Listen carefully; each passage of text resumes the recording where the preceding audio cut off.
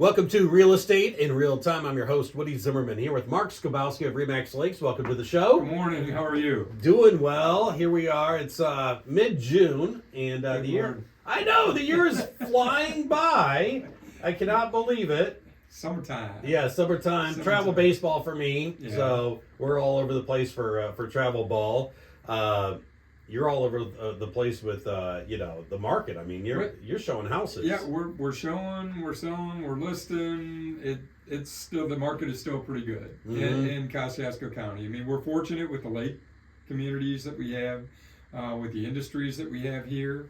We're in a good spot. So we talk a lot about national statistics. Yeah. And we actually probably beat them in many cases when they talk about, it's starting to decline and the coast, the Midwest. It's better here. It's better here. Yeah, we like it better here. Yes, that's right.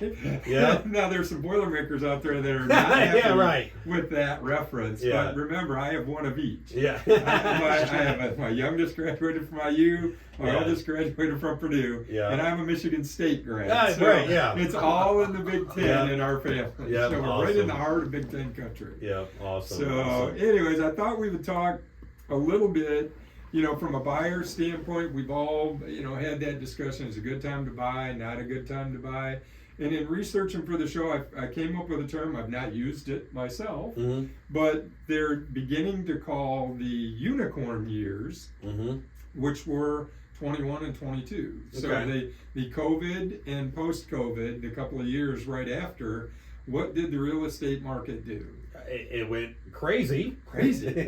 Yeah. It went crazy. It absolutely. Did. Yeah. 20, we started out, when the whole COVID thing broke in February, March, it was like, oh my gosh, what are we going to do? Well, I remember we were talking about 2020, seeing like clearly now and so forth. And 2020 vision, we talked about that. And then in March, everything went berserk. Everything went nuts. Yeah. And 21 and 22 followed up with that as far as the real estate market goes.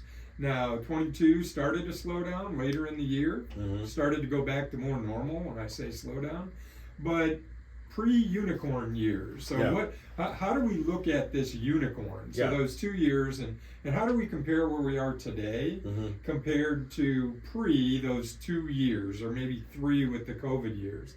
So I pulled some stats, and this is basically, it's national statistic, and it's tracking the number of showings that are taking place. And I don't know the specific definition of this, but they're in units. So for the year of 2020, the units, their measure on showing traffic was 128.7.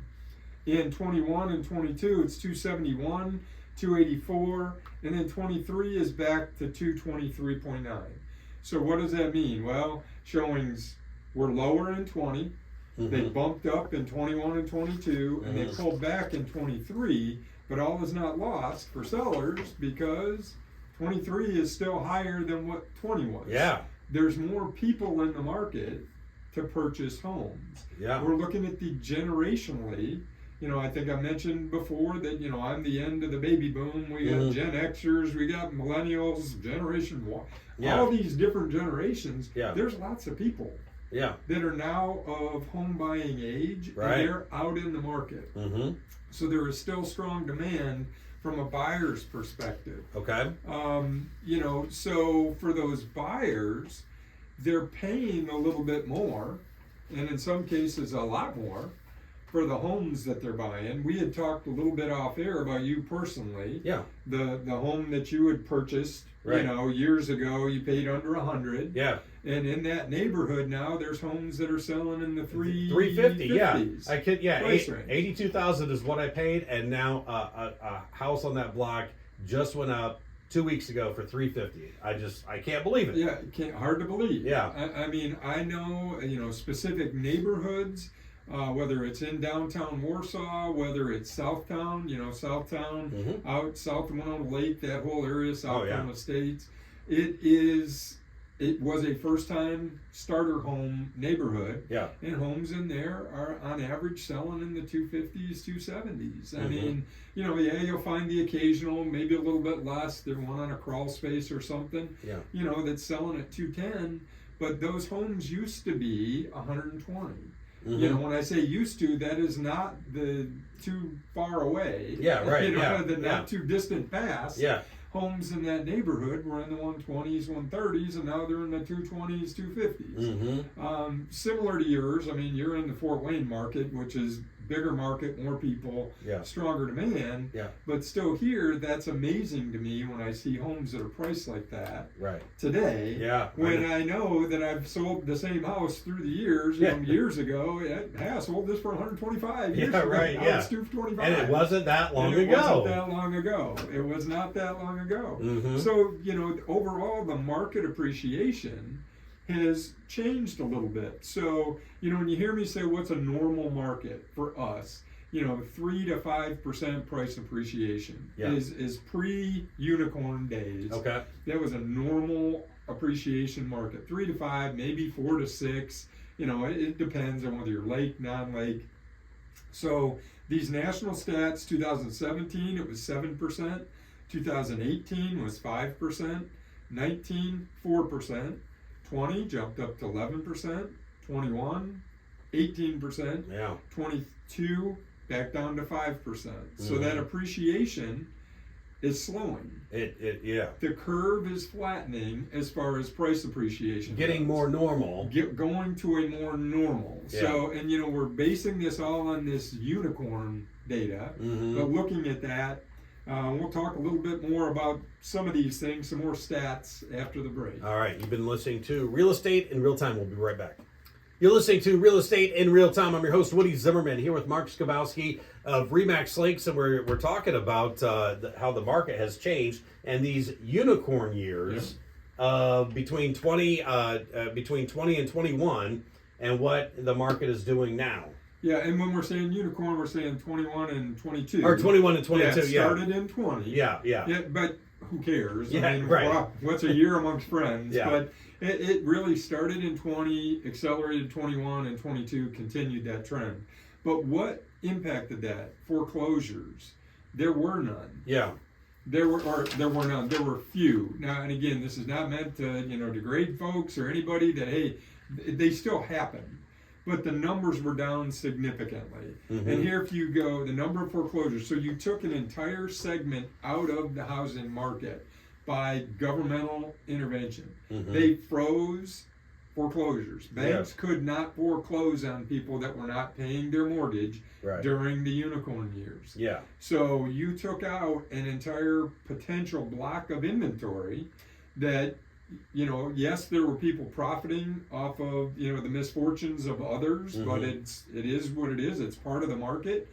People were foreclosed upon. People would buy the houses at a reduced rate, lower the market rate, fix them up, turn around and put them back on the market and sell. So while the folks that, you know, were foreclosed on, unfortunately, were no longer had that home, there was a home available for someone else to purchase. So we lost that entire block of homes. So 17, the number was about 670,000 foreclosures in a year. 18, about 624. 19, 493. 20 and 21, it went from 200,000 to 150,000 in 21. The numbers started to creep back up in 2022. Interest rates are at 3%.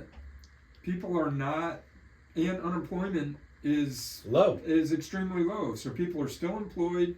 If they have not sold or bought during that time period where rates have increased or whatever, if they're at a 3% mortgage, you know, as long as you're fully employed, your mortgage payment hasn't changed, with the exception of taxes, which have gone up, and insurances. But in general, you fix that cost. So the likelihood of foreclosure is less, even though we're starting to see a few more.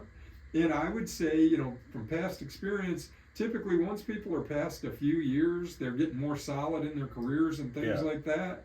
The likelihood of just giving your house up because, you know, you lost your job or whatever, if you lost your job, you go get another one. That's where we're at today, is because the unemployment's so low, you'd have to really work hard not to be able to find a job. Right, and people are locked into like a 3%, 3.5%, interest rate. Yeah. And so they want to continue to build that equity. Absolutely. They're building equity, and then ultimately your home is your single largest investment. Why wouldn't you protect that? Mm-hmm. That would be probably the last thing that you would let go, right? I mean, you'd turn cable off. Yeah. Right? Even though, oh my God, you turn your cell phone plan off. Oh my God. Yeah. You know, which is just like a car payment. I think about it today, you know, for what I'm paying for cell phone. Yeah, for the family. I think to what my first car payment was. Yeah. Now, granted, that's a long time ago. Yeah. My cell phone plan today is higher than what I used to pay for my first car. My first brand new car. That's the truth. That is ridiculous. Yeah, now, that either means I'm really old, or prices have really went up, or both. Yeah, or both. Right. Yeah. Both. But I guess the bottom line for buyers, the market is not going to drop. It is not going to drop as a result. Well, that's what I was going to bring up. All these foreclosures are going to happen. Yeah. Everybody's been saying, I'm just going to wait for the market to crash, and that's when I'm going to buy. Yeah, I don't think that's the right plan. I don't think it's a good strategy. Yeah, foreclosures are way down from where they were in 17, 18. I mean, they're down. I mean, through the first 5 months. Or through 2022, 324 versus 678 and 17. 624 and 18. They're less than half than they were. So that half of that block of homes that normally would come on the market is not going to come on the market. So you're not going to see a rapid price decrease. You're seeing a flattening. Yeah. But, you know, as we talked about last week, and hopefully I got the numbers straight in my head, but, you know, we had 29% price appreciation year over year, then a -8 and a +5. Yeah. Well, you're still ahead of where you were prior to that big price increase. Correct. So if you're selling, you're still going to get a very good price. You're still a good price, providing you didn't buy in the year that it was a 29% price increase. Right. Yeah. Right. Now, if you're selling in that short window, you know, you may suffer a loss. You could have. If you bought at the peak and you're selling today, you could be a little bit behind. But if you owned prior to, you're in great shape. You're going to have a lot of equity. Yeah, so prices are still increasing, just not quite as much as what they were. So if you bought at the peak, the best thing to do would be stay. And that's examine your why. Why are you selling? You know, if the house will meet your needs for today and you don't need to sell, don't sell. And that's something I always talk about with every buyer is, what is your time horizon? What's it look like? Yeah. If you're thinking of selling in the next year or two, now is probably not the time to do it. But if you need to buy, then buy, because they're not going to fall off a cliff. Prices are not going to fall off a cliff. And here's what it comes down to. Okay, so like the experience that you have is worth the weight in gold, because for people that are going to try to go out and do like a FSBO or something like that, I wouldn't do it, because this market is changing so much, so fast, all the time. Yeah. All right, Mark, your contact information? Sure. The website, skibowskiteam.com. Phone number is 574-834-1233. I just moved. Yeah. Didn't even know it. All right. If you have a question, reach out to this guy, Mark Skibowski. You've been listening to Real Estate in Real Time. Have yourself a wonderful weekend.